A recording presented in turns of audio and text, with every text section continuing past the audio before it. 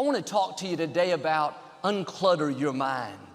It's easy to go around worried about our future, stressed over our finances, frustrated with our boss. We're tempted to live guilty because of past mistakes and bitter over what didn't work out. And we wonder why we don't enjoy life, why we're not passionate about dreams, why we can't sleep at night. It's because our mind is cluttered. You weren't created to live worried, guilty, bitter, upset.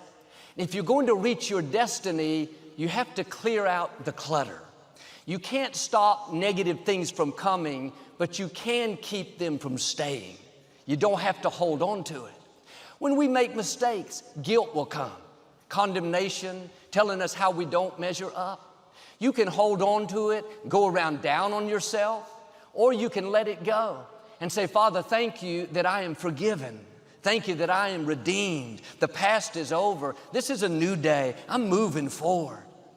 When you go through a disappointment, something doesn't work out, you can hold on to it, live discouraged, or you can let it go and say, God, I know you have something better. I know your plans for me are for good. I know you're directing my steps. When the medical report is not good, when the contract doesn't go through, when you're in a legal situation, you can hold on to it, live worried, thinking, what am I going to do? Or you can let it go and say, God, I know you're fighting my battles. I know what's meant for harm, you're turning to my advantage. I may not see a way, but God, I know you have a way. You can clear out the clutter. You can get rid of the negative things that are stealing your peace, taking your joy, draining your energy. The scripture tells us to guard our minds. You have to be proactive when it comes to keeping your mind in peace, because all through the day there's clutter.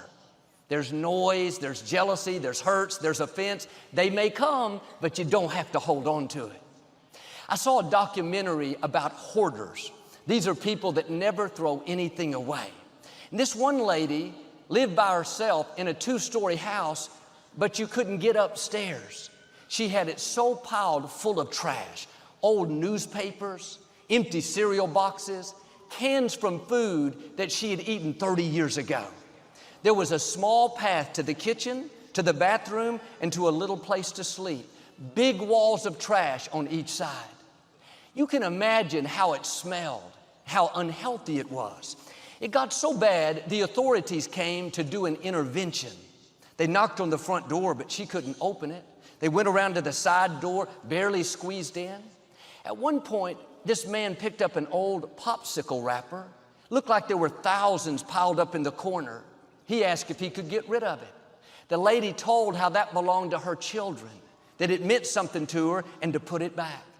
It seemed obvious to everyone all she was doing was keeping trash, but she couldn't see it. She was so focused on holding on to everything, she didn't realize it was limiting her life.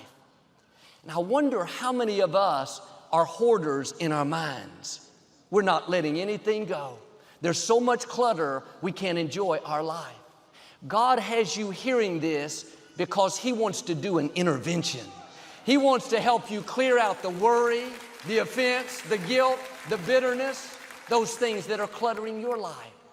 What's interesting is the authorities didn't make her throw away the trash.